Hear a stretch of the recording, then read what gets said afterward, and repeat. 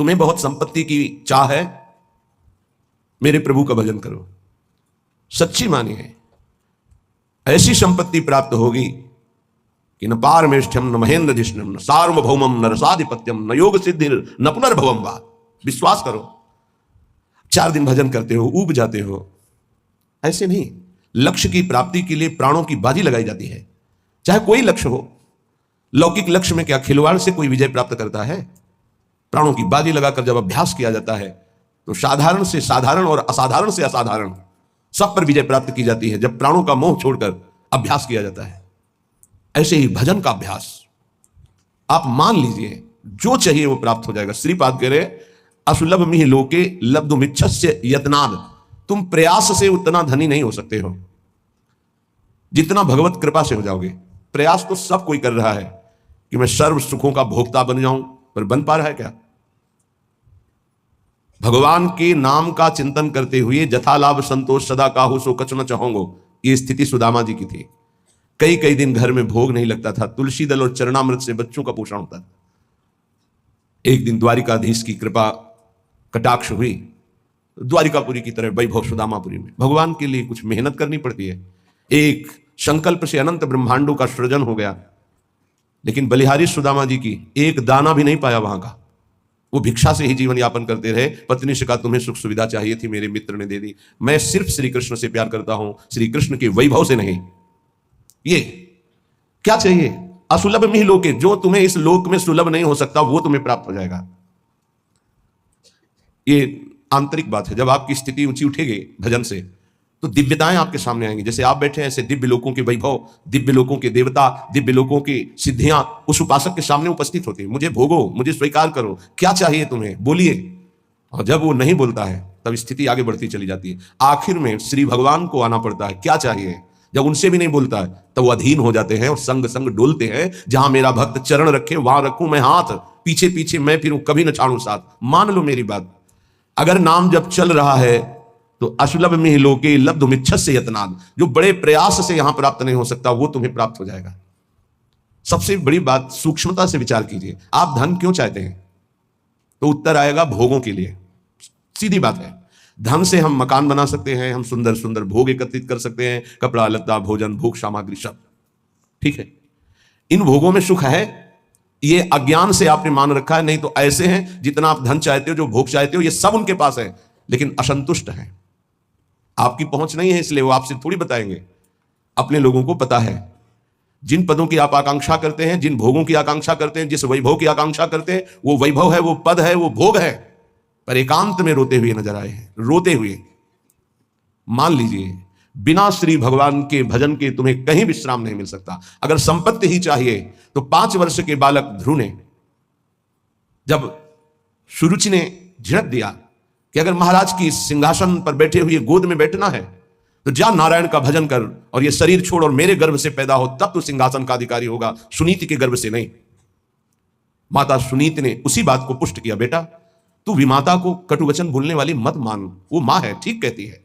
महाराज तो मुझे दासी भी स्वीकार करना आप नहीं चाहते, तू परम कृपालु भगवान नारायण का भजन कर, हरि का, और उन्हीं से अपनी चाह की पूर्ति कर। चाह थी मुझे परम पद मिले, परम पद अटल पदवी ऐसी मिली, सप्त ऋषि उसकी परिक्रमा करते हैं, ध्रुव जी की सप्त ऋषि परिक्रमा करते हैं, ऐसी पदवी प्राप्त हुई। क्या चाहिए? अपना कितना प्रयास कर लेंगे आप? हम ये नहीं कहते कायर बन करके बैठ जाओ, आप अपने कर्तव्य का पालन करें पर नाम जप करते हुए। जो चाहिए विश्वास कीजिए, अगर भगवान का भजन करते हुए तुम भगवत प्राप्ति नहीं कर पाते, भ्रष्ट हो जाते हो, तो श्रीमान कुलवानों के यहां तुम्हारा अगला जन्म होगा। परम पावन जहां वैभव ही वैभव है, जिन भोगों में तुम भ्रष्ट हुए हो उस भोगों की बाहुल्यता होगी, और भक्ति के संस्कार उन भोगों से वैराग्य दिलाकर अगला जन्म भगवत प्राप्ति करा ही देगा पक्का। 2 प्रकार का जन्म होता है योग भ्रष्ट का। यदि वो भोगों में भ्रष्ट हुआ है तो भोग की बाहुल्यता और भक्ति संपन्न घरों में जन्म होगा, और यदि वो वैराग्य की चूक हो गई है तो अगला जन्म उसको सीधे ऐसे गृहस्थों के यहां होगा जो अकिंचन वैरागी और भगवत भक्त होंगे, जहां जन्म से वैराग्य के संस्कार और फिर भगवत तत्व का बोध, भगवत प्राप्ति। घाटा तो है ही नहीं। थोड़ा भी नाम जप किया तो दुर्गति से बचाकर सदगति में लगा देगा। जो चाहिए वो प्राप्त, विश्वास कीजिए। पर किसान भी खेती बोता है तो इंतजार करता है, सुरक्षा करता है, सींचता है, निकालता है, तब वो जाकर के कहीं फसल प्राप्त करता है। ऐसा नहीं कि दूसरे तीसरे दिन उसे फसल मिल जाती है। आज आप नाम जपना शुरू, सोचते हैं एकदम चमत्कार हो जाए, जो कहा जा रहा है एकदम संपत्ति आ जाए, एकदम सारे दुख मिट जाए। ऐसा नहीं होता, ऐसा नहीं होता। कोई कार्य एकदम ऐसे नहीं होता, उसकी भूमिका बनती है। पहले अनर्थों की निवृत्ति होती है, जिसको पाप कहते हैं। पाप प्रवृत्ति का नाश होता है, पहले पाप नाश, फिर पाप प्रवृत्ति का नाश, फिर भागवतिक भावों का उदय, फिर जो चाहोगे वो प्राप्त हो जाएगा। विपुल धन स्त्री पुत्र गए हो तमादि, उत्तम स्त्री उत्तम पुत्र उत्तम धन जो चाहिए मिल जाएगा। भगवान ने कहा है आर्त अर्थार्थी जिज्ञासु ज्ञानी चार प्रकार के भगत होते हैं। एक संकट निवृत्ति के लिए, एक धन प्राप्ति के लिए। धन भी चाहिए तो श्री हरि का भजन करो और अपने कर्तव्य का पालन करो, और जैसे तुम्हें वो रख रहे हो वैसे राजी रहो। आगे चलकर जब इस फसल की अन्न राशि एकत्रित होगी, अर्थात तुम्हारे इस भजन का फल आएगा, तो निहाल हो जाओगे, इसी जन्म में निहाल हो जाओगे। मान लीजिए, प्रार्थना है, मान लीजिए, ये मनमानी आचरण बंद करके भगवान के आश्रित होकर नाम जप कीजिए। ये तुम्हारे गंदे आचरण, गंदा भोजन, गंदे विचार, ये तुम्हारा नाश कर देंगे। जो तुम्हें लगता है अरे कुछ नहीं है, जब विपत्ति और संकट और पापों का फल आता है तब समझ में आता है कि हमने क्या गलती की है। इसलिए कर निपतित मुक्तिम कृष्ण भक्तिम, बहुत सुंदर बात है। यदि तुम्हें विपुल धन चाहिए, सुंदर स्त्री चाहिए, पुत्र चाहिए, वैभव चाहिए, उत्तम घर चाहिए, सच्ची मानिए, बार बार सच्ची इसलिए करें कि आप विश्वास कर लीजिए, विश्वास कर लीजिए। बिना किसी प्रयास के अनायास ही अनंत ब्रह्मांडों का सृजन भगवान ने किया है। ये तुम्हारे लिए कुछ बड़ी बात नहीं है, तो क्यों नहीं कर देते भगवान? इसलिए नहीं कर देते कि तुम अपने अहम को पुष्ट किए हो, तो अहंकारी को अपने कर्म का भोग भोगना होता है। ये सिद्धांत है। अहंकार भी मूढ़ात्मा करता हम इति मन्यते, तो भोगता उसको बनना पड़ेगा। अवश्य में भोक्तव्यम कृतम कर्म शुभाशुभम। और अगर अहंकार भगवान के चरणों में समर्पित कर दो तो जीवन का वो प्रकाश, वो आनंद, वो वैभव कैसे तुम्हें बताएं? किस बात की कमी है? हमारा चिंतन प्रभु में नहीं जुड़ा, बस इसी बात की कमी है।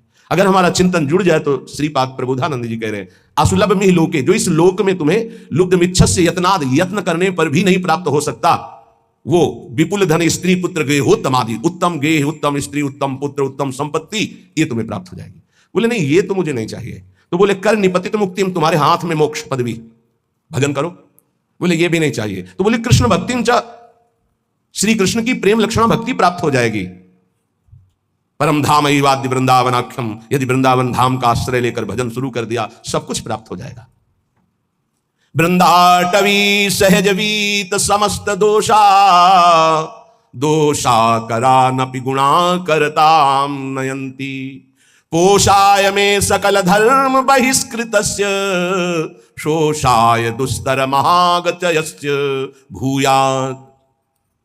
चाहे जितना बड़ा पापी, नीच आचरण करने वाला, दोषी पुरुष हो, वृंदाटवी सहज वीत समस्त दोषा, दोषा करा नपि गुणा करताम नयंती, जिसमें एक भी गुण नहीं है, केवल पापाचरण है, ऐसा पुरुष भी यदि धाम का आश्रय ले ले और नाम जब शुरू कर दे, तो कह रहे हैं सर्व दोषों का नाश करके सर्व गुणवान बना देता है। महर्षि ब्रह्म ऋषियों की पदवी में पहुंच गए केवल नाम जप करके, भगवान का आश्रय लेकर के। पोषाय में सकल धर्म बहिष्कृतस्य, मेरे में एक भी धर्म नहीं, मैं सर्व धर्मों से बहिष्कृत हूं, पर मेरा महान पालन किया वृंदावन ने और मेरे दुस्तर पापों का नाश करके सर्व गुणवान बना दिया। श्रीपाद प्रबोधानंद जी कहते हैं, देखो सिद्धांत को समझ लोगे तो बहुत सुखी हो जाओगे। एक भृंगी नाम का कीड़ा दूसरी जाति के कीड़े को लाकर मिट्टी के घरौंदे में पैक करता है, फिर उसे ऐसे डंक मारता है, और भन डंक इसलिए मारता है, उसको आकर्षित करता है अपनी तरफ। वो भयवश उसका चिंतन करता है, चिंतन करते करते वो तदाकार हो जाता है और उस बिना शरीर छोड़े उसी शरीर से वो भृंगी जाति का कीड़ा बन जाता है। और जब हम प्रभु की शरण में होकर प्रभु का प्रेम से भजन करते हैं तो हम भगवत स्वरूप नहीं हो जाते। ब्रह्मविद ब्रह्मयु भवति, वो भृंगी कीड़ा बन गया बिना शरीर छोड़े, ऐसे इसी शरीर में आप भगवान के स्वरूप हो जाएंगे, क्योंकि भगवान के स्वरूप आप हैं। अपने को भूल करके शरीर भाव को प्राप्त होकर आपकी दुर्गति हो रही है। इसलिए वृंदाटवी बहुभवीय सुपुण्य पुंजान, नेत्रातिथिर्भवति यस्य महामहिम्नः। आहा, जिसके अनेकों जन्म के पुण्य प्रकाशित होते हुए वृंदावन में आ पाता है। श्री जी की कृपा, समस्त सुकृत फलीभूत हुए, आपको वृंदावन आने को मिला, वृंदावन में बैठकर सत्संग सुनने को मिला। वृंदाटवी बहुभवीय सुपुण्य पुंजान, नेत्रातिथिर्भवति यस्य महामहिम्नः, तस्येश्वरः सकल कर्म मृषा करोति, ब्रह्मादयस्तमति भक्ति युतास्तुवन्ति। जो वृंदावन आया, सत्संग सुना और जीवन का निश्चय बदल दिया। अब मेरे जीवन का निश्चय है मैं नाम जप नहीं छोड़ूंगा। तो बोले पूर्व संचित जितने कर्म थे वृंदावन सब भस्म कर देता है। तस्येश्वरा सकल कर्म मृषा करोति। क्यों? वृंदावन के ईश्वर बड़े दयालु हैं। वृंदावनाधीश्वरी और वृंदावनाधीश्वर श्री प्रिया प्रीतम, उनकी कृपा कटाक्ष से यहां आने वाले, यहां आश्रय लेने वाले, यहां भजन करने वाले समस्त पापों से, दोषों से रहित हो जाते हैं। और एक बात खास कह रहे हैं कि सकल कर्म मृषा करोति, आगामी जो कोई गलतियां हो जाएंगी उनका उनको दंड नहीं मिलेगा। ये बड़ी बात है। यही बात हरिवंश महाप्रभु ने कहा अपने शरणागत श्री विठलदास जी को कि तिहारे आगिले पाछले अपराध हरिवंश खेवी। पाछले तुम्हारे जो है वो तो नष्ट ही हो जाएंगे, और आगिले अगर कोई हुए तो हरिवंश खेवी, उनको हम देख लेंगे, तुम चिंता मत करो। कैसा भरोसा इन महापुरुषों के वचनों से प्रकाशित होता है। इनको छोड़कर अब कहां किसका आश्रय ले। और खास बात कह रहे हैं, ये तो सब हो ही जाता है, उसमें ऐसे प्रेम का प्रादुर्भाव होता है। ब्रह्मादयस्तमति भक्ति युतास्तुवंती, ब्रह्मादि बड़े बड़े ईश्वर कोटि के महाभागवत उसकी वंदना करते हैं, जो वृंदावन प्रेम रस को प्राप्त हो जाता है। इसलिए वृंदावने सकल पावन पावनेस्मिन् सर्वोत्तमोत्तम चर स्थिर सत्व जाते श्री राधिका रमण भक्ति रसैक कोशे तोषेण नित्य परमेण कदा वशामि। सकल पवित्रों को पवित्र करने वाला, जैसे भगवान शंकर, भगवान सनंदन सनातन आदि, श्री उद्धव जी आदि, ये बड़े बड़े महापुरुष जिस रज की याचना करते हैं, ये कौन है? ये जगत को पावन करने वाले। तो कह रहे हैं वृंदावने सकल पावन पावनेस्मिन्, जो रज शिव शनकादि के याचक, बड़े बड़े पावन करने वालों को भी पावन करने की सामर्थ्य वृंदावन की रजरानी में है। यहां जो जड़ चैतन्य वास कर रहे हैं श्री राधिका रमण जी, राधा रमण जी महाराज, उस पर बहुत प्रसन्न होते हैं। मेरे घर में रह रहा है। तो बोले जो यहां वास नहीं कर रहे वो, बोले आश्रित है।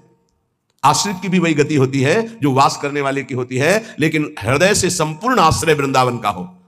तो भक्त रसैक कोशे तोषेण, जब राधा रमण जी प्रसन्न हो जाते हैं तो अपना खजाना खोल देते हैं। तोषेण तो क्या? भक्ति रसैक कोशे, भक्ति रस का खजाना खोल देते हैं। दिव्य लीलाएं अंदर चल रही है, दिव्य भाव अंदर चल रहे हैं, उसी में परमानंद में डूबा हुआ है। नित्य परमेण कदा वसामि, क्या कभी मेरे जीवन में ऐसा अवसर आएगा कि मुझे ऐसे श्रीधाम वृंदावन में वास मिले और मैं निरंतर प्रिया प्रीतम के चिंतन में ऐसे डूबूं जैसे मछली जल के बिना जीवित नहीं रह सकती, ऐसे एक आधे क्षण के लिए भी यदि हमारा चिंतन छूटे तो प्राण व्याकुल हो जाए। यही भक्ति का, भजन का सही स्वरूप यह है कि जैसे मछली जल से अलग की जाए तो जहां तनिक जल बिछुड़े छोड़ी देत है प्राण, जहां जल से अलग हो तो तड़पते हुए प्राण त्याग। ये भजनानंदी का स्वभाव है, यह है आश्रित का स्वभाव, यह है वृंदावन वासी का स्वभाव। अगर ये स्वभाव नहीं है तो अभी वृंदावन वास तन मन के बन से ये अभी सही बात नहीं हो रहा, अभी सही आश्रय नहीं है, अभी सही भजनानंदी नहीं है। ये पहचान है। बड़ी कृपा है, आप सच्ची मानिए, जिनको कोई उपाधि नहीं मिली है, उपाधि पदवी, जिनको कोई जानता नहीं, बड़ी कृपा है। वो जीवन जिसको कोई नहीं जानता है वो हरि प्रिया के संग व्यतीत होता है, प्रिया प्रीतम के संग। कहीं कोई चिंतन जाने की गुंजाइश ही नहीं, कोई जानता ही नहीं, कोई प्रणाम नहीं, कोई नमस्कार नहीं, कोई बात नहीं करता, कोई नहीं बात करता, कभी कोई राधे राधे नहीं कहता, और कहे भी तो उपेक्षा कर दी जाती थी कि कहीं परिचय ना हो जाए। जहां तनिक जल बिछुड़े छोड़ ही देते हैं प्राण, यह है भजनानंदी का स्वरूप। तद स्मरणेन परम व्याकुलती। देखो कहां हो, देखो प्रायः बहुत दिनों के बाद एक ऐसे महाभागवत के दर्शन हुए, सबकी चरण वंदना, लेकिन ऐसी स्थिति कि जहां तनिक जल बिछुड़े छोड़ देते हैं प्राण, एक महाभागवत के बहुत दिनों बाद दर्शन हुए जो महाराष्ट्र से पधारे थे। रोम रोम से निकल रहा था विठल विठल विठल विठल विठल। ऐसी महान स्थिति आज हमारे ऊपर प्रिया जो प्रसन्न हुई, ऐसे महाभागवत का साक्षात्कार करा दिया। पर जानते हो, एक साधारण पतली धोती, एक साधारण कुर्ता और ऐसे छुपे हुए भेष में कि कोई ये ही नहीं कह सकता कि ये संत है, लेकिन ऐसी ऊंची स्थिति नाम की पूछो मत। ये कोई उपाधि नहीं, कोई परिचय नहीं और कोई सम्मान की प्रियता नहीं, ऐसे बैठे हुए थे, कोई आदर नहीं। जब दृष्टि में दृष्टि मिली तब लगा अरे कितनी उच्च कोटि की अवस्था इनकी अध्यात्म की है। नेत्र तरसते हैं भजनानंदी और ब्रह्मबोध संपन्न महापुरुष के दर्शन के लिए। सच्ची मानिए, ये उपाधियां तो बहुत है, उपद्रव कराने वाली बहुत उपाधियां हैं। उपाधि रहित महापुरुष, खास बात है, उपाधि रहित महापुरुष, देहाध्यास रहित महापुरुष, भगवत चिंतन में डूबा हुआ महापुरुष, तत्व बोध महापुरुष, ये अंगुलियों में गिने जा सकते हैं, ये सैकड़ों की संख्याओं में नहीं होते। छोड़ी देत है प्राण जहां जल से बिल गावे, अगर मछली को जल से अलग करो तो प्राण त्याग देती है, ऐसे ही भजन के जरा से विस्मरण के आभास में उनको ऐसा लगता है कि मेरे प्राण निकल जाएंगे, भजन छूट गया क्या।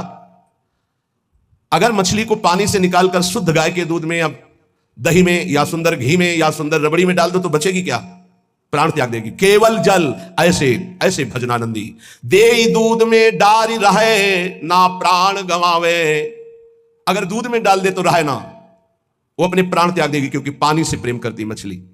तो जाको वही आहार ताहि को काले दीजे, रहे न कोटि उपाय और सुख नाना कीजे। बोले जिसका जो आहार है वो उसी की प्राप्ति में जीवित रहेगा, अन्यथा प्राण त्याग देगा। ध्यान दीजिए, भजनानंदी का आहार है नाम जप, अगर नाम जप छूटा तो प्राण त्याग देगा, जीवित नहीं रह सकता। कसौटी में कसो कौन सी स्थिति है आपकी, कितना आप भजन से प्यार करते हैं।